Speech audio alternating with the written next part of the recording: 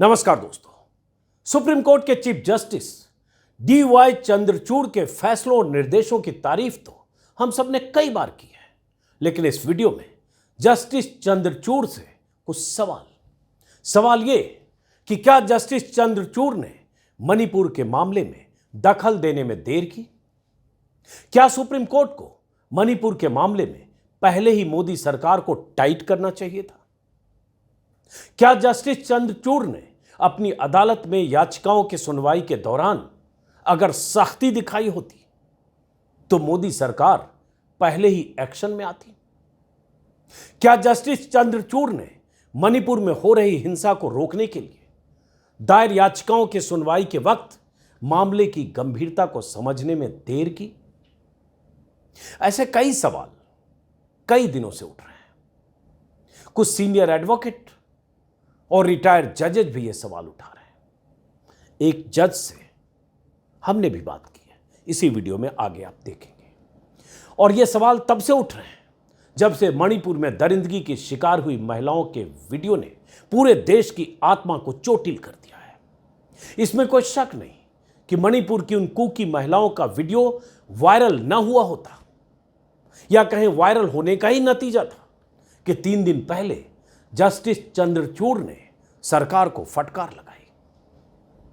CJI के तेवर से सरकार को सख्त संदेश जरूर गया है, लेकिन यह संदेश देने में चीफ जस्टिस ने देर की, या ये फिर मान लें कि देर आए दुरुस्त आए, या ये मान लें कि सुप्रीम कोर्ट को तब दखल नहीं देना चाहिए था जब सुप्रीम कोर्ट में मई और जून में याचिकाओं पर सुनवाई थी, हिंसा के तुरंत बाद। हम जैसे हजारों लाखों लोगों को इस दौर में अगर किसी संस्था से उम्मीद है तो वो सुप्रीम कोर्ट ही है। सुप्रीम कोर्ट के चीफ जस्टिस की अदालत से ही है।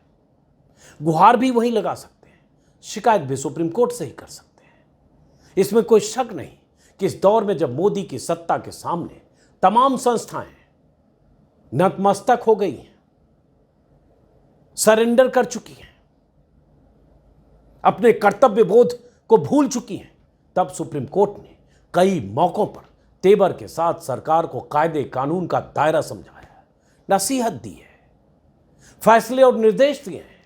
चाहे चुनाव आयुक्तों की नियुक्ति के लिए पैनल बनाने का फैसला हो, या फिर 3 बार एक्सटेंशन पाने वाले मोदी के प्रिय ED डायरेक्टर संजय कुमार मिश्रा को जबरन रुखसत करने का फैसला हो। लेकिन बहुत से लोगों का मानना है इन सब के बाद भी कि मणिपुर के मामले में मई में दायर याचिका पर अगर सुप्रीम कोर्ट ने पहले ही सरकार को सख्त निर्देश दिए होते तो शायद स्थिति आज से बेहतर होती, या पहले कुछ नियंत्रण में होती। जब कहा जा रहा था कि वहां हिंसा हो रही है, सेना और पैरामिलिट्री फोर्सेस की जिम्मेदारी तय होनी चाहिए, तो सवाल यही कि आपने सरकार को फटकार लगाने में इतनी देर क्यों की माय लॉर्ड? यह सवाल तो वाजिब है कि चीफ जस्टिस ने केंद्र और राज्य सरकार को पहले ही सख्त निर्देश क्यों नहीं दिए, तब जब मई और जून में ही सीनियर एडवोकेट कॉलिन गोंजाल्विस मणिपुर में 70 आदिवासियों की हत्या का जिक्र करते हुए सरकार की नाकामी पर सुप्रीम कोर्ट का ध्यान केंद्रित करना चाहते थे, तब जब केंद्र की ओर से पेश सॉलिसिटर जनरल ने इसे कानून और व्यवस्था का मामला बताकर सुप्रीम कोर्ट को दखल न देने की सुप्रीम कोर्ट से अपील की थी। सुप्रीम कोर्ट के सीनियर एडवोकेट, मशहूर एडवोकेट, जो बहुत मुखर होते हैं बहुत सारे मुद्दों पर, अभिव्यक्ति की आजादी से लेकर तमाम मुद्दों पर, मौलिक अधिकारों को लेकर, दुष्यंत दवे ने इंडियन एक्सप्रेस में एक लेख लिखा था परसों या कल ही शायद। उस लेख में उन्होंने लिखा था, supreme court must be more proactive in addressing situation in Manipur. मतलब सुप्रीम कोर्ट को मणिपुर के मामले में ज्यादा प्रोएक्टिव होना चाहिए।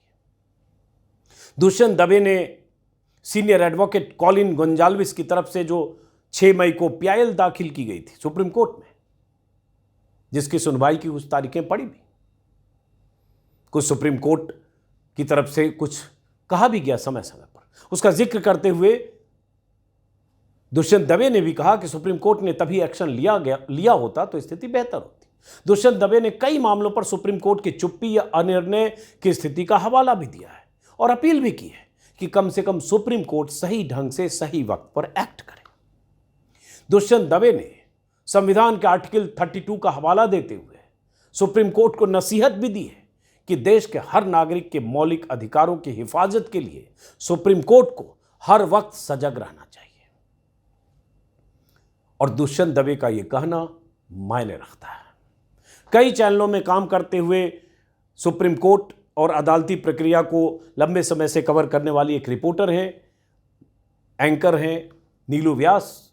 उनसे हमने कहा था कि इस मुद्दे पर आप किसी रिटायर्ड चीफ जस्टिस से, इलाहाबाद हाई कोर्ट या किसी हाई कोर्ट के चीफ जस्टिस से बात करिए। दुष्यंत दवे से भी हमने बात करने की कोशिश की, लेकिन व्यस्तता की वजह से उनसे बात नहीं हो पाई। तो नीलू व्यास ने जस्टिस गोविंद माथुर, जो इलाहाबाद हाई कोर्ट के चीफ जस्टिस रहे और दूसरे हाई कोर्ट में भी जस्टिस रहे, उनसे बात की इसी मुद्दे पर। तो जरा सुनिए कि नीलू व्यास से इलाहाबाद हाई कोर्ट के पूर्व चीफ जस्टिस गोविंद माथुर ने क्या कहा है। नमस्कार, स्वागत है आपका और मैं हूं नीलू व्यास। और एक ऐसे मुद्दे पर आज बात करनी है जिसको लेकर बहुत लोग सोच रहे हैं कि क्यों सुप्रीम कोर्ट ने मणिपुर के मामले में देर की। क्योंकि ऐसे सवाल लोगों के मन में आ रहे हैं कि जब 6 मई को जब पिटिशन फाइल की गई थी तो उसी समय अगर सुप्रीम कोर्ट केंद्र सरकार से और राज्य सरकार को कुछ कड़ा निर्देश दे देता तो हो सकता है कि बहुत सारी जानें बच जाती। अगर स्टैटिस्टिक्स की मैं बात करूं तो 100 से ज्यादा लोगों की जानें चली गई हैं, 40,000 से ज्यादा लोग बेघर हो चुके हैं, पता नहीं कितने तो घायल हो चुके हैं और अभी भी जो मौत का तांडव है वो चल रहा है।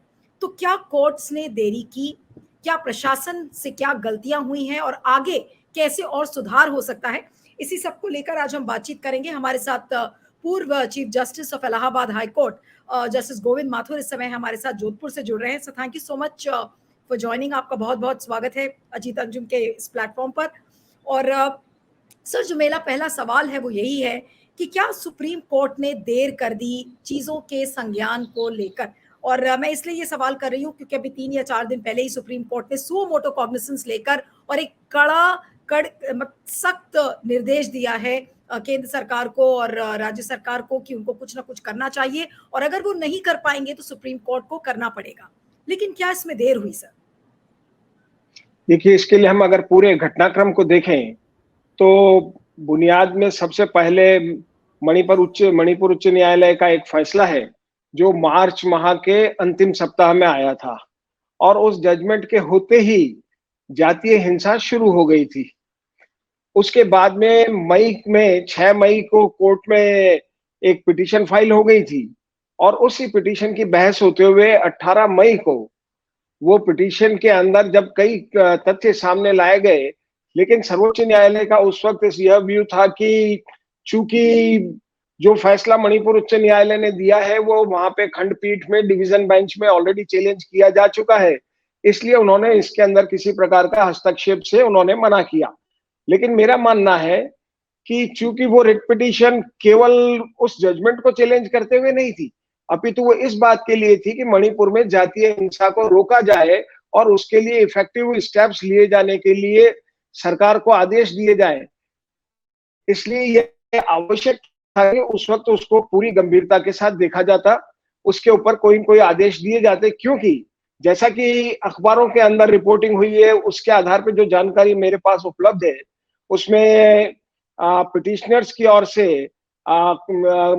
गोंजाल्विस साहब जो सीनियर एडवोकेट अपीयर हो रहे थे, उन्होंने ये पॉइंट आउट किया था कि जातीय हिंसा बड़े व्यापक स्तर पे हो रही है, काफी लोगों की हत्या की जा चुकी है, घर जलाए जा चुके हैं और इन सब के अतिरिक्त एक महत्वपूर्ण बात उन्होंने ये कही थी कि मणिपुर के चीफ मिनिस्टर स्वयं बहुत प्रोवोकेटिंग ट्वीट्स पोस्ट कर रहे हैं, उन्हें अपलोड कर रहे हैं और ऐसी स्थिति के अंदर ये आवश्यक है कि कोई दखलंदाजी इसके अंदर न्यायिक जुडिशियल फोरम से की जाए। मेरे को लगता है कि वो राइट टाइम था 18 मई, जबकि कोई स्टेप्स उस वक्त उठाए जाते हैं, क्योंकि उस वक्त भी कहा जा रहा है कि लगभग 60 जने मारे जा चुके थे। लेकिन न जाने अब ये मैटर जब आया था कोर्ट में, मुझे याद है सुप्रीम कोर्ट में जब पहले दिन इस रिट पिटीशन की सुनवाई हो रही थी, उस समय 12 या 13 कुकी समुदाय के जो लोग थे वो मारे गए थे। उस समय तुषार मेहता जो सॉलिसिटर जनरल हैं, उन्होंने कोर्ट से ये कहा, जब ये पिटिशन मई में आई थी, उन्होंने ये कहा कि देखिए चीजें नॉर्मलसी की तरफ बढ़ रही हैं, केंद्र सरकार और राज्य सरकार को जो कदम उठाने चाहिए वो कदम उठा रहे हैं और हमें बहुत ज्यादा चीजों को प्रोवोकेटिवली नहीं देखना चाहिए। ये बात तुषार मेहता ने कही थी। अब जो मेरा आपसे सवाल है कि उस समय कोर्ट तुषार मेहता के कहने में आ गया, क्या तुषार मेहता ने कोर्ट को भ्रमित करने की कोशिश की? क्या आप ये कह सकते हैं, क्योंकि जिस तरीके से अब चीजें अनफोल्ड हो रही हैं, तो क्या कहेंगे, क्या उन्होंने कोर्ट को मिसलीड किया? क्योंकि मुझे तो नहीं लग रहा है कि कहीं से नॉर्मलसी का एक अंश भी मणिपुर में नजर आ रहा है। देखिए, सॉलिसिटर जनरल ने जो भी स्टेटमेंट कोर्ट में दिया, उन्होंने उन्हीं इंस्ट्रक्शंस के बेसिस पे दिया जो उनको मणिपुर गवर्नमेंट ने और सेंट्रल गवर्नमेंट ने दिए। इसलिए अगर मिसलीड किसी ने किया है तो वो मिसलीड करने वाली स्टेट गवर्नमेंट की एजेंसीज हैं जिन्होंने कि ये फैक्ट्स उनको बताए। लेकिन जैसी भी स्थिति हो, उस वक्त जब ये सामने आ चुका था कि जातीय हिंसा व्यापक स्तर के ऊपर हो रही है, तो मैं ये मानता हूं कि सुप्रीम कोर्ट को, हाँ, सुप्रीम कोर्ट को ऐसे मामलों में दखल देने के अंदर बहुत अपने आप पे रेस्ट्रेंट रखना चाहिए, लेकिन इसका अर्थ ये नहीं है कि मामलों को एकदम खुला छोड़ दिया जाए। यह एक उचित समय था, क्योंकि आप उसको शायद आपको शायद ध्यान होगा। हाँ नहीं, बट जस्टिस माथुर, आपको लगता है कि सुप्रीम कोर्ट ने थोड़ा सा लीवे दे दिया, और अगर वो थोड़ा सा उसी समय सख्त हो जाते तो चीजें इस मुकाम पर नहीं पहुंचती?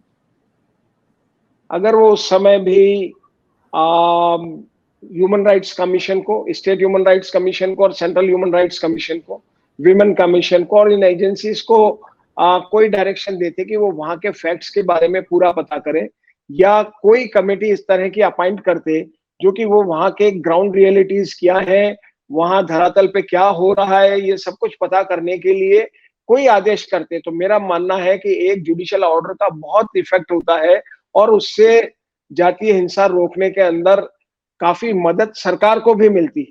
लेकिन शायद उनको यह मिसलीड किया स्टेट गवर्नमेंट ने, क्योंकि आपको ध्यान हो कि उस वक्त सुप्रीम कोर्ट ने भी अपना ऑब्जर्वेशन दिया था कि जो ऑर्डर सिंगल बेंच ने दिया है वो पूरी तरह से वैधानिक नहीं है, अनकॉन्स्टिट्यूशनल है, और इस स्तर तक कहा कि अगर हाईकोर्ट संविधान के प्रावधानों को नहीं समझ पा रहा है या नहीं मान रहा है तो यह एक गंभीर विषय है। लेकिन जस्टिस माथुर, उस समय सुप्रीम कोर्ट ने, जब कॉलिन गोंसाल्विस जो पिटिशनर है मणिपुर के तरफ से, जब उन्होंने कहा कि माय लॉर्ड इतनी सारी वहां पे ऑलरेडी जाने चली गई हैं, जब उन्होंने अपने पूरे पिटिशन की बातें सब सामने रखी, तो उस समय कोर्ट ने कहा कि ये उनके एंड पर ठीक नहीं होगा कि वो लॉ एंड ऑर्डर अपने हाथ में ले ले। यानी कि कोर्ट उस समय भी लॉ एंड ऑर्डर को अपने हाथ में नहीं लेना चाह रहा था। क्या सुप्रीम कोर्ट ने हेजिटेट किया, और ये हेजिटेशन सुप्रीम कोर्ट का आज महंगा पड़ रहा है देश को, खासकर मणिपुर को? देखिए लॉ एंड ऑर्डर को संभालना एग्जीक्यूटिव का काम है, न्यायपालिका का काम नहीं। लेकिन अगर आपके फंडामेंटल राइट्स के ऊपर जब बहुत व्यापक रूप से हमला होने लगता है, जब आपकी रूल ऑफ लॉ खतरे में होता है, जब कॉन्स्टिट्यूशनल क्राइसिस होने की स्थिति होती है, तो ऐसी स्थिति के अंदर सुप्रीम कोर्ट को आगे बढ़कर आना चाहिए। और मेरा मानना है कि सुप्रीम कोर्ट उस वक्त शायद सॉलिसिटर जनरल के स्टेटमेंट के बेसिस के ऊपर उन्होंने अपने आप को रेस्ट्रेन किया, लेकिन फिर भी अगर जरा से एक छोटे निर्देश भी दिए होते और मानवाधिकार आयोग के जरिए या महिला आयोग के जरिए किसी प्रकार की जांच कराई होती, तो शायद सारे हालात थोड़े डिफरेंट होते। यानी कि सॉलिसिटर जनरल के कहने में सुप्रीम कोर्ट आ गया और वो असेस नहीं कर पाया कि सिचुएशन इतनी बुरी तरह से खराब हो जाएगी। मैं फिर यही कहूंगा कि सॉलिसिटर जनरल के लिए ये कि कहने की जगह अगर हम ये कहें कि मणिपुर सरकार के जो वक्तव्य थे, जो उनका बिहाफ पे स्टेटमेंट दिया गया था, वह स्टेटमेंट सही तथ्यों के ऊपर नहीं था। हालात खराब थे, हालात बिगड़ते जा रहे थे, और मेरे को लगता है कि शायद उसके पीछे वहां की जो सारी स्थितियां हैं, क्योंकि इस सारे के अंदर आपको देखना होगा कि चीफ मिनिस्टर का रोल देखें कि अगर वो चीफ मिनिस्टर प्रोवोकेटिव स्टेटमेंट दे रहे हैं, चीफ मिनिस्टर एक त्याग पत्र देने जाते हैं, कुछ लोग त्याग पत्र फाड़ देते हैं और वो इतने हेल्पलेस हो जाते हैं कि वो कहते हैं कुछ लोगों ने चूंकि त्याग पत्र फाड़ दिया इसलिए मैं त्याग पत्र नहीं दे रहा हूं। मुझे लगता है कि सारी स्थितियों को जिस ढंग से सरकार ने टैकल किया, वो इनको बढ़ाने के लिए थी, वो सारी स्थितियां संभालने के लिए तैयार नहीं थी, और न्यायपालिका इन स्थितियों को शायद समझने के अंदर, इनका आकलन करने के अंदर कहीं चूक गई। लेकिन सर आप ये तो मानेंगे कि कोर्ट ने भी संज्ञान तब लिया जब एक भयानक दो औरतों का जो नग्न अवस्था में जिनको परेड कराया गया वो वीडियो जब सामने आया है, उसके बाद कोर्ट की आंखें खुली हैं। लेकिन कोर्ट से इस तरीके की देरी क्यों हो रही है? मैं सिर्फ मणिपुर की बात नहीं कर रही हूँ, मैं एंटायर फंडामेंटल राइट्स की बात कर रही हूँ, ह्यूमन राइट्स की बात कर रही हूँ। जब माइनॉरिटीज के घर जलाए जाते हैं, जब इस तरीके से जो एक मेजोरिटेरियन मॉब है जिस तरीके से अटैक करता है, उस समय भी कोर्ट का एक साइलेंस हमेशा देखा जाता है। ऐसा क्यों है सर? और आज ये सवाल हम क्यों ना पूछे कि कहीं ना कहीं कोर्ट से चूक हो रही है, और आज जो हाईएस्ट कोर्ट है उससे भी ऐसा लगता है कि चूक हुई है। क्या आप इस चीज से मानते हैं? देखिए, हमें एक बात फिर अच्छी तरह समझ लेनी होगी कि डेमोक्रेसी के अंदर जुडिशरी की भी अपनी एक लिमिटेशंस है, और सेपरेशन ऑफ पावर्स को देखते हुए हमें कहाँ और किस स्थिति के अंदर न्यायपालिका को दखल देना है, यह तय करना बहुत महत्वपूर्ण है। इस सारे मामले के अंदर जब स्टेट गवर्नमेंट की ओर से और सेंट्रल गवर्नमेंट की ओर से पहले यह कहा गया कि स्थितियां सकारात्मक हो रही हैं, तो शायद न्यायपालिका को यह लगा हो कि इसके अंदर इस स्टेज पे हमें दखल नहीं देना चाहिए। लेकिन 18 मई और उसके बाद 10 जुलाई को भी, 10 जुलाई को जब मैटर के अंदर एक बार फिर से ये पुरजोर ये कहा गया कि ये सारा का सारा इश्यू केवल लॉ एंड ऑर्डर का नहीं है, ये एक ऐसा जातीय हिंसा हो रही है, एक ऐसा संकट है जिससे निपटने के लिए न्यायपालिका का दखल दिया जाना आवश्यक है। लेकिन मैं स्वयं इस चीज को समझने में असमर्थ हूं कि वो क्या परिस्थितियां रही जिससे कि सुप्रीम कोर्ट इस चीज का आकलन करने के अंदर असमर्थ हुई कि मणिपुर में क्या हो रहा है। जहां तक और सारे मैटर्स का सवाल है, फंडामेंटल राइट्स की कई जगह जो वायोलेशन का आपने अभी बताया, हर मैटर के अंदर शियो मोटो कॉग्निजेंस नहीं ली जा सकती। ये जितनी जिम्मेदारी कोर्ट्स की है, कॉन्स्टिट्यूशनल कोर्ट्स की, हाई कोर्ट्स की और सुप्रीम कोर्ट की है, उतनी ही राजनीतिक दलों की भी है, एनजीओस की भी है, और वो सारे बुद्धिजीवियों की और जागृत व्यक्तियों की भी है कि इन इश्यूज को कोर्ट्स के सामने पूरी मुस्तैदी के साथ और पुरजोर शक्ति के साथ इनको उठाए, जिससे कि कोर्ट्स इन फैक्ट्स को अच्छी तरह समझ सके और इन मैटर्स के अंदर आवश्यक दखल दे सके। बट जस्टिस माथुर, जब ये वीडियो सामने आया, जब दो औरतों का जो ये वीडियो सामने जब आया, उसके बाद आप देख लीजिए कि मुख्यमंत्री भी मीडिया से बात करने लगे, स्मृति ईरानी ने भी चुप्पी तोड़ दी, प्रधानमंत्री ने भी चुप्पी तोड़ दी, यहाँ तक कि ह्यूमन राइट्स कमीशन के लोग ने बात की, उसके बाद एनसीडब्ल्यू ने बात किया। ये सारे लोग कोई संज्ञान नहीं ले रहे थे और इन सबके नॉलेज में ये बात थी, और देखिए, ये पुष्टि सब इनके नॉलेज में की है। जी, ऐसा नहीं हो सकता कि ये सारे तथ्य सरकार के और सरकार के नुमाइंदों की जानकारी में ना हो। देखिए, भारत के गृह मंत्री 4 दिन के लिए मणिपुर में विराजे हुए थे। उसके बाद में सेंट्रल गवर्नमेंट ने एक 4 मेंबर्स की कमेटी भी बनाई, लेकिन इसके बाद भी जातीय हिंसा व्यापक रूप के अंदर होती रही, किसी प्रकार का कोई फर्क नहीं पड़ा। या तो हम यह माने कि सारी गवर्नमेंट की एजेंसीज इतनी पंगु हो गई थी कि वो किसी तरह की इंफॉर्मेशन देने को तैयार नहीं थी। अगर ऐसी स्थिति तो इसे थी तो यह कहा जाएगा कि एक संवैधानिक संकट उत्पन्न हो गया था कि गवर्नमेंट की एजेंसीज गवर्नमेंट के ऑर्डर्स को नहीं मान रही थी, उनको सही सूचना नहीं दे रही थी, या फिर सारी जानकारी होते हुए भी सही सूचनाएं न तो सरकार ने जनता के सामने रखी, ना ही न्यायिक पटल पे रखी, और ऐसी स्थिति के अंदर वहां पे जातीय हिंसा निरंतर बढ़ती रही, जो बहुत गंभीर विषय है। मुझे इस बात में वाकई आश्चर्य है कि आपने कहा कि प्रधानमंत्री जी भी बहुत देर से बोले, स्मृति ईरानी जी भी बहुत देर से बोली, गृह मंत्री जी पहले गए लेकिन किसी प्रकार का कोई उनके जाने का वहां प्रभाव नहीं हुआ। यह एक विकट स्थिति है। मेरे को समझ में नहीं आता कि हम बात बात के अंदर बोलते हैं, हमारी सरकार कई विषयों के ऊपर आगे जाकर के बोलती है, इस मुद्दे पर इतने लंबे समय तक चुप्पी रखना, अगर ये मेरी समझ के अंदर ये बिल्कुल नहीं आया है। लेकिन मुझे ये बताइए कि सर अब 28 जुलाई को फिर से अगली हियरिंग है, जहां पर केंद्र सरकार और राज्य सरकार को एक रिपोर्ट सौंपनी है, ये कहते हुए कि उन्होंने कुछ कड़ी कार्रवाई की है। कड़ी कार्रवाई के नाम पर क्या करेगी सरकार? अभी जो हालात हैं उसमें हम लोगों ने जो अभी पिछले 2 या 3 दिनों में देखा है कि कुछ 6 या 7 अरेस्ट हुए हैं। जो मेन अक्यूज था उसके घर को परसों जला दिया गया था। अब ऐसा कौन सी रिपोर्ट राज्य सरकार या केंद्र सरकार मिलकर सुप्रीम कोर्ट को देंगे ताकि लोगों को ये विश्वास हो जाए कि देखिए मणिपुर नॉर्मल हो गया है या मणिपुर नॉर्मलसी की तरफ रिटर्न कर रहा है। क्या ये चीज इतनी आसान है? और अगर वो रिपोर्ट ऐसी होगी जिसमें कि लोगों को विश्वास नहीं होगा तो वो क्या रिपोर्ट होगी? वो तो एक विशी वॉशी रिपोर्ट होगी जो कि फाइल होगी। देखिए, सबसे पहले तो सरकार को ये चाहिए कि आज की तारीख के अंदर बगैर इंटरनेट के मणिपुर पिछले लंबे समय से बगैर इंटरनेट सुविधा के बैठा है। वहां पे किसी प्रकार की कोई इंफॉर्मेशन, वहां से सही इंफॉर्मेशन नहीं आ रही है। ये स्थिति खुद इस बात की द्योतक है कि हालात वहां पर बहुत विकट है।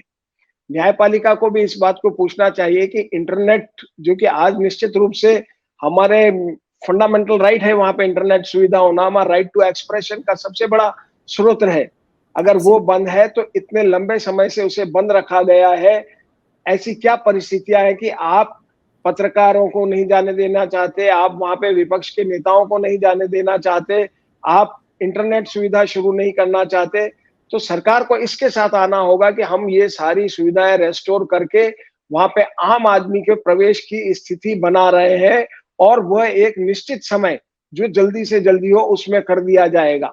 दूसरा, सरकार को यह बहुत अच्छी तरह कहना पड़ेगा कि होम मिनिस्टर के जाने के बाद में एक कमेटी बना देने के बाद में भी अगर 3 महीने 2 महीने तक हालात में सुधार नहीं होता है तो क्या वो परिस्थितियां हैं कि क्या वहां की राज्य सरकार केंद्र सरकार का सहयोग नहीं कर रही है, और अगर नहीं कर रही है तो ये एक ऐसा संवैधानिक संकट है जिसमें केंद्र सरकार 356 या 365 सारी परिस्थितियों का आकलन करके धारा अनुच्छेद 356 या अनुच्छेद 365 में कार्रवाई करे।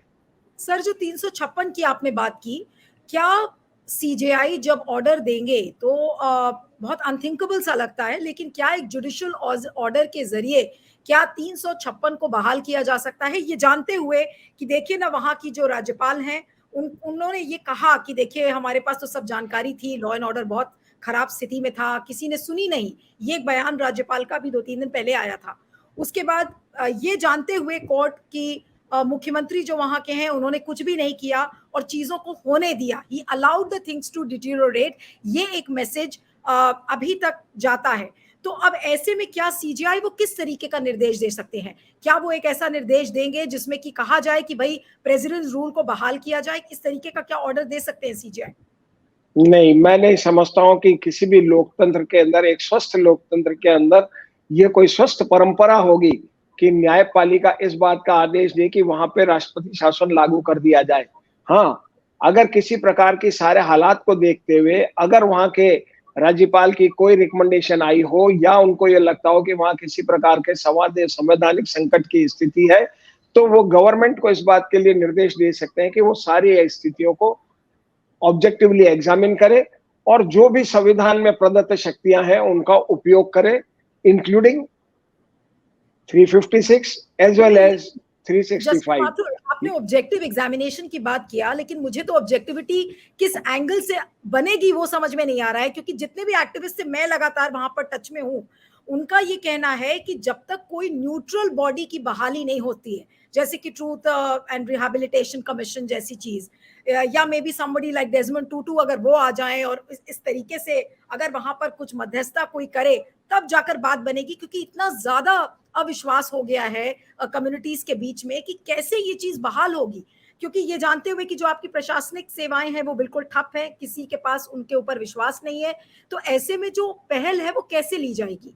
सुप्रीम कोर्ट की तरफ से मैं पूछ रही हूँ। मेरे को लगता है कि सुप्रीम कोर्ट को हमारे ह्यूमन राइट्स कमीशन को, हमारे रिहैबिलिटेशन के लिए जो भी बॉडीज है उनको, विमेन राइट्स कमीशन को, विमेन कमीशन को, इन सबको पूरी तरह से ऊर्जा से भरना होगा, एक्टिवेट करना होगा, क्योंकि अभी ये सारे कमीशंस मेरे को लगता है कि एक स्लंबर की स्थिति के अंदर है, सोए हैं। ये तब तक एक्टिवेट नहीं होते हैं जब तक कि न्यायपालिका इनको न कहे या बिल्कुल मीडिया के जरिए ही इनके ऊपर ही लांछन न आने लगे। ये एक उचित समय है जबकि हमारी ह्यूमन राइट्स कमीशन को और महिला आयोग को इनको पूरी तरह से एक्टिवेट किया जाए और वो वहां जाकर के सक्रिय रूप से इन सारी रिपोर्ट्स दें। साथ साथ केंद्र सरकार को भी यह वहां पे अपने आवश्यक कदम उठाने होंगे और स्टेट गवर्नमेंट को विवश करना होगा कि वो वहां पर अपना स्वयं का कोई जातीय स्वरूप बनाने की जगह एक राज्य का एक निष्पक्ष स्वरूप बनाए और मैतेई हो या कुकीज हो सबके साथ बराबरी का व्यवहार करते हुए वहां पर हालात को नॉर्मल बनाने का प्रयत्न करें। और अगर राज्य सरकार ऐसा करने में असफल रहती है तो राष्ट्रपति शासन लगाने में केंद्र सरकार को हिचक नहीं करनी चाहिए। अल्टीमेटली ये बहुत बड़ा इश्यू है, ये हमारी सॉवरेनिटी, हमारी इंटीग्रिटी का इश्यू है। आपको ध्यान होगा कि कल ही ब्रिटिश पार्लियामेंट में भी इस इश्यू को उठाया गया। अगर इन सब मामलों को दुनिया के स्तर पर इस तरह उठाया जाने लगा तो ये एक बहुत ही संकट की और एक बहुत ही विषम स्थिति होगी। लेकिन जस्टिस माथुर, मुझे ये बताइए कि अभी जब प्रधानमंत्री नरेंद्र मोदी जब अमेरिका के दौरे पर थे तो वहां पर इंटरनेशनल प्रेस ने ह्यूमन राइट्स वायलेशंस की बात की थी। उसके बाद प्रधानमंत्री फ्रांस गए, फ्रांस में भी ये मैटर उठाया वहां के सारे अखबारों ने। लेकिन ऐसी सारी रिपोर्ट्स को जब एक ऐसी सरकार है जो ऐसी रिपोर्ट्स को डिसमिस कर देती है, तो आप ऐसे में कैसे विश्वास करेंगे? और आज जो मणिपुर की जनता है, मैं तो उसके पॉइंट ऑफ व्यू से बात कर रही हूँ कि मणिपुर की जनता को आज कैसे विश्वास होगा? उसको तो सिर्फ कोर्ट्स का ही सहारा है। उसको ये पता है कि वहां की जो सरकार है वो उसके साथ नहीं है, जितनी भी कमीशंस हैं वो उसके साथ नहीं है, चाहे वो महिला आयोग हो, चाहे मानवाधिकार आयोग हो, कोई भी उसके साथ नहीं है। तो ऐसे में सुप्रीम कोर्ट को क्या करना चाहिए लोगों का विश्वास जीतने के लिए, ये जानते हुए कि वहां की सरकार कुछ नहीं करेगी? देखिए, सर्वोच्च न्यायालय या न्यायपालिका, कोई भी कोर्ट, जिसे कहते हैं कि the courts are neither helpless nor helpless, उनके पास पूरी शक्ति है, पूरी क्षमता है। ऐसी स्थिति के अंदर न्यायपालिका उचित आदेश कर सकती है, लेकिन आज क्या आदेश करेगी यह सोचने का काम जिन कोर्ट्स में ये मैटर पेंडिंग है उनका है। लेकिन मेरा अनुभव ये कहता है कि इन सारी परिस्थितियों के अंदर बहुत ठोस कदम कोर्ट्स उठा सकती है और कोर्ट्स सरकार को विवश कर सकती है, मजबूर कर सकती है कि वो वहां पर निष्पक्ष और वस्तुगत ऑब्जेक्टिव स्टेप्स वहां पर उठाए और वहां की नॉर्मलिटी लाए। हमारा कॉन्स्टिट्यूशन इसके लिए एक मजबूत वेपन है, वो ये सारी चीजें संभाल सकता है। लेकिन हमें ये समझना होगा कि गवर्नमेंट्स को किसी हिडन एजेंडा के साथ नहीं जाना चाहिए। हमेशा किसी खुली चीज को लेकर के अगर जाया जाएगा, सरकार को अपनी विश्वसनीयता बनाए रखनी होगी और इस विश्वसनीयता को बनाए रखने के अंदर अगर न्यायपालिका किसी प्रकार का सपोर्ट कर सकती है अपने ऑर्डर से, तो उसमें हिचक नहीं होनी चाहिए। जस्टिस माथुर, एक बहुत जो अनफॉर्चुनेट चीज देखने को मिलती है कि जब चंद्रचूड़ साहब जो सीजेआई हैं, उन्होंने एक सख्त हिदायत केंद्र सरकार और राज्य सरकार को दिया, तो चंद्रचूड़ जी की जमकर ट्रोलिंग होती है और जो राइट विंग ट्रोल आर्मी है वो जमकर ट्रोल करती है कि देखिए वो तो केवल और केवल मणिपुर की बातें करते हैं और बाकी राज्यों की बात ही नहीं करते। अब इसे क्या मानेंगे? ये क्या दबाव डालने की कोशिश है चंद्रचूड़ जी के ऊपर? इसको कैसे देखेंगे आप कि सीजीआई के बारे में ऐसी ऐसी बातें लिखी जा रही हैं जो कि नॉर्मली एक चीफ जस्टिस ऑफ इंडिया के बारे में नहीं सुनाई पड़ती हैं? देखिए, ये इस देश के अंदर पिछले कुछ वर्षों में ये प्रवृत्ति हो गई है कि न्यायपालिका पे खूब आक्षेप लगाए जाएं, लेकिन मेरा स्वयं का अनुभव भी यह है कि इन सारी चीजों पर, इन चीजों का एक मजबूत जज के ऊपर, एक अनुभवी जज पर किसी प्रकार का प्रभाव नहीं पड़ता है। लेकिन ये टेंडेंसी खतरनाक है और इसको हमें कहीं न कहीं चेक जरूर करना होगा।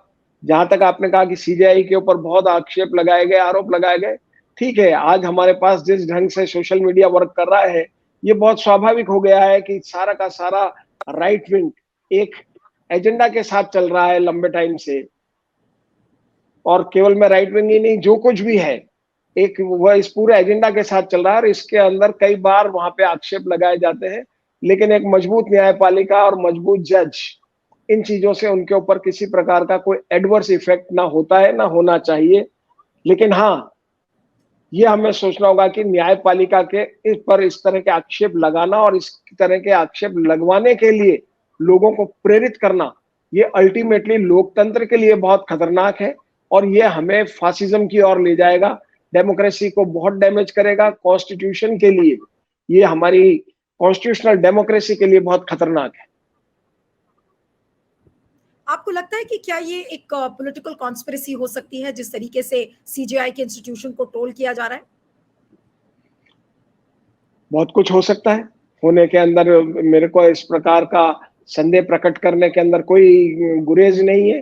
बिल्कुल हो सकता है, जिस ढंग से लंबे समय से किया जा रहा है कि सरकार के किसी भी चीज को लेकर के अगर कोर्ट्स बोलती है तो एक पूरी की पूरी टीम ट्रोलिंग के लिए, ट्रोल करने के लिए चालू हो जाती है। तो इसलिए अगर ये एक एजेंडा का पार्ट है, एक उसी के तहत चलता है, हो सकता है इसे आप कॉन्स्पिरेसी कहें, चाहे कोई थोड़ा नरम शब्द काम में लें, लेकिन हाँ, ये एक इस प्रकार की रणनीति हो सकती है कि न्यायपालिका से भी लोगों का भरोसा तोड़ा जाए। एक सवाल जो पूछने के लिए मेरा मन बहुत उत्सुक है जस्टिस माथुर, और वो ये है कि हमेशा कोर्ट्स के बारे में ये कहा जाता है कि कोर्ट्स की कोशिश ऐसी रहती है कि एग्जीक्यूटिव, लेजिस्लेचर और जुडिशरी का जो एक बैलेंस है वो बैलेंस ना बिगड़े। लेकिन जब एग्जीक्यूटिव और लेजिस्लेचर के बीच की जो तालमेल है वो कुछ बिल्कुल इस तरह से साथ में काम करने लगे कि चीजें बिल्कुल अस्त व्यस्त हो जाए, और मैं ये मणिपुर के कॉन्टेक्स्ट में कह रही हूँ कि वहां पर ऐसा लगता है कि judiciary, I am sorry, not judiciary, executive और लेजिस्लेचर मिलकर जो भी सिस्टम वहां पर खड़ा हुआ है वो पूरा फेल्ड है। अब ये एक एक्सट्रीम सिचुएशन है, और एक अंग्रेजी में कहावत है कि extreme situations demand extreme measures.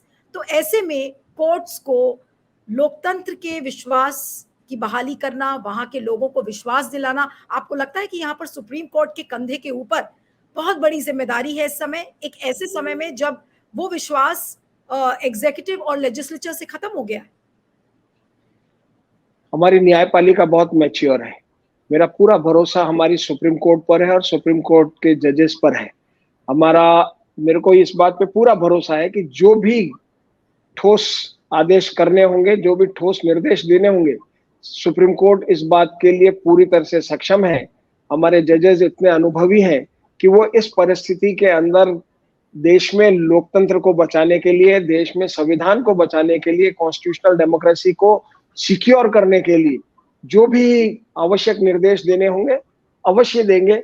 हमारी न्यायपालिका इस देश की इतनी कमजोर नहीं है कि वो अपने कॉन्स्टिट्यूशन का कस्टोडियन है, और वो उस कस्टोडियन का पूरा रोल निभाने के लिए तत्पर भी है, सक्षम भी है, और आवश्यक भी है कि वह अपने इस रोल को इस विकट घड़ी के अंदर पूरी तरह से निभाए।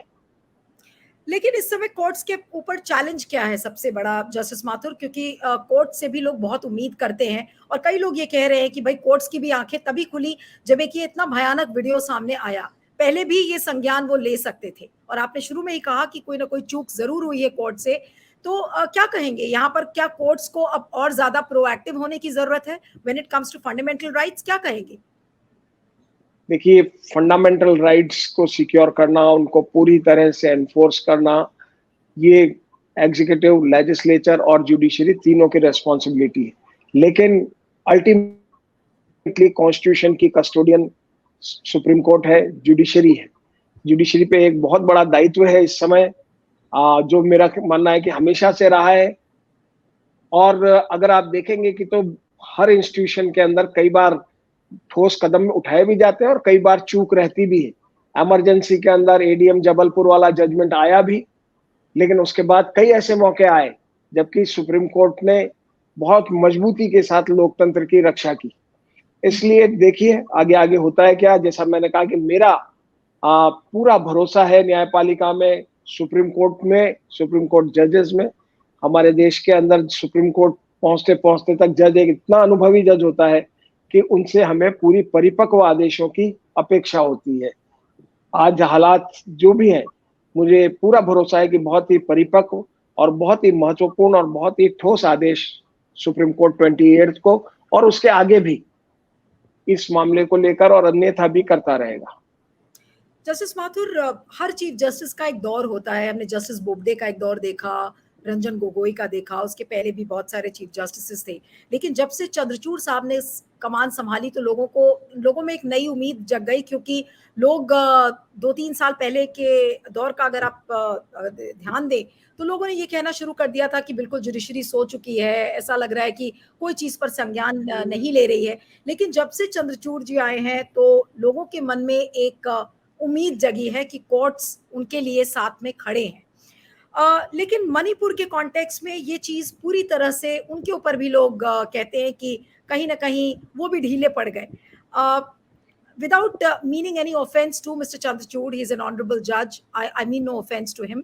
But आपको लगता है कि कहीं ना कहीं एक जो बैलेंसिंग एक्ट होती है कोर्ट्स की, कि भाई बहुत ज्यादा हेड ऑन सरकार को ना लें और बिना हेड ऑन लिए अगर बचते बचाते चीजों का बैलेंस बन जाए तो ठीक हो। मणिपुर के केस में क्या कहेंगे जस्टिस चंद्रचूड़ के कॉन्डक्ट के बारे में? देखिए, मैं कभी भी व्यक्ति के संबंध में बात नहीं करता हूँ, चाहे जस्टिस गोगोई रहे हो, चाहे जस्टिस बोबडे रहे हो, चाहे जस्टिस चंद्रचूड़ रहे हो। ये अल्टीमेटली जुडिशरी है, वो न्यायपालिका के अभिन्न हिस्सा है और न्यायपालिका के अंदर चीफ जस्टिस का एक इम्पोर्टेंट बड़ा महत्वपूर्ण रोल होता है। और जैसा मैंने कहा कि जस्टिस चंद्रचूड़ बहुत अनुभवी जज है। मेरा कोई बहुत ज्यादा निजी रूप से उनसे संपर्क नहीं रहा है, लेकिन वो मेरे प्रेडिसेसर रहे हैं इलाहाबाद हाई कोर्ट में। मैंने उनके बहुत आदेशों को और उनके काम करने के तरीके को वहां की फाइल्स के जरिए ज्यादा समझा है। मुझे मालूम है कि वो बहुत मैच्योर और बहुत ही संजीदा किस्म के जज हैं। इसलिए मैं ये नहीं कहता कि वो इस मामले में कहीं चूक गए या कुछ हो गए। ठीक है, कहीं कहीं अपना एक आकलन हर जज का होता है, और जब सुप्रीम कोर्ट की बात होती है तो वो एक इंडिविजुअल नहीं होता है, वो पूरी न्यायपालिका है। और बेंच भी हाई कोर्ट्स में तो फिर भी सिंगल बेंच हो सकती है, लेकिन सुप्रीम कोर्ट में तो ऐसा कभी होता नहीं है। और वो खंडपीठ, उसके अंदर किसी भी जज का नाम लेना या उसके बारे में बात करना शायद हमारी न्यायिक परंपराओं और न्यायिक अवधारणाओं के अनुकूल नहीं होगा। बहुत सारे सीनियर जो बहुत वरिष्ठ जो वकील हैं, उनका ये मानना है कि मणिपुर के मामले में सुप्रीम कोर्ट चूक गया। मैं यहाँ एक जज की बात नहीं कर रही हूँ, लेकिन आपसे यही पूछूंगी कि क्या सुप्रीम कोर्ट मणिपुर पर चूका है या देर कर दी? देखिए, जैसा मैंने शुरू में कहा कि शायद 18 मई एक उचित समय था जब कुछ आदेश कर दिए जाने चाहिए थे, लेकिन न्यायपालिका अगर अब भी चाहेगी तो वो सारी चीजों को, अपनी डिले को, इन सब चीजों को समेट सकती है। और ये चूक नहीं, ये आकलन करने के अंदर कहीं किसी तरह की कई चीजें होती है। और जब सॉलिसिटर जनरल आपके सामने एक वक्तव्य दे रहा है तो उसका अपना एक महत्व होता है, उसका एक वजन होता है।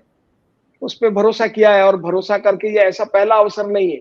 हमने बाबरी मस्जिद गिरी थी, उस वक्त भी मुख्यमंत्री के स्टेटमेंट पे भरोसा किया था, सर्वोच्च न्यायालय ने भरोसा किया था।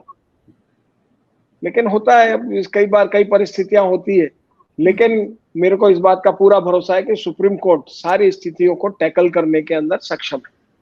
एक सवाल बस आखिरी आपसे करूंगी कि मणिपुर के केस में आपको क्या लगता है कि the buck stops where, accountability किसकी है और किसको हॉल अप करना चाहिए इसमें सबसे पहले? और कोर्ट को पहली अकाउंटेबिलिटी वहां की जी पहली अकाउंटेबिलिटी वहां के स्टेट गवर्नमेंट की है, चीफ मिनिस्टर की है। स्पेशली जब उस गवर्नमेंट के ऊपर बहुत सारे एलिगेशन इस बात के हैं कि वो प्रोवोकेटिव स्टेटमेंट्स, ट्वीट्स दे रहे हैं और एक हिस्से के पक्ष के अंदर काम कर रही है। और मैंने एक वीडियो कल रात्रि में भी एक सेकंड वीडियो देखा, जिसके अंदर जिस ढंग से पुलिस एक्ट कर रही है, उसमें लगता है कि पूरा का पूरा सपोर्ट एक समूह को सरकार दे रही। भारत के गृह मंत्री भी अगर वहां 4 दिन रह करके आ जाए और उसके बावजूद भी राज्य सरकार कुछ ना करे, तो जवाबदेही सबसे ज्यादा राज्य सरकार की है। उसके बाद में बहुत बड़ी जवाबदेही सेंट्रल गवर्नमेंट की है कि आपके गृह मंत्री 4 दिन वहां रह करके आ गए, आपने एक कमेटी वहां कॉन्स्टिट्यूट कर दी, आप इन सब के बावजूद आज 80 दिन हो गए हैं, कुछ भी करने में सक्षम क्यों नहीं है? यह ऐसी स्थिति क्यों आ गई कि वहां पर एक सिविल वार जैसी स्थिति आ गई? आज अगर हिंदुस्तान के अंदर किसी भी पोर्शन, क्योंकि लोग, अगर आपने पढ़ा होगा, कह रहे हैं कि आज मणिपुर की स्थिति वही है जो कि लेबनान और सीरिया और नाइजीरिया की है। बिल्कुल। ये शर्मनाक स्थिति है और सेंट्रल गवर्नमेंट के को इस बात के लिए जवाब देना होगा। चलिए, अब देखना होगा कि कोर्ट क्या सवाल करता है, क्या निर्देश देता है, क्या सॉलिसिटर जनरल से सवाल पूछे जाएंगे जिन्होंने ये विश्वास दिलाया कि चीजें नॉर्मलसी की तरफ बढ़ रही हैं। 28 जुलाई को ये हियरिंग है, तो देखना होगा और हम सब फॉलो भी करेंगे उस दिन क्या होता है। Thank you so much justice Mathur, आपके साथ बातचीत करके बहुत अच्छा लगा। Thank you very much. Thank you sir. Thank you, धन्यवाद।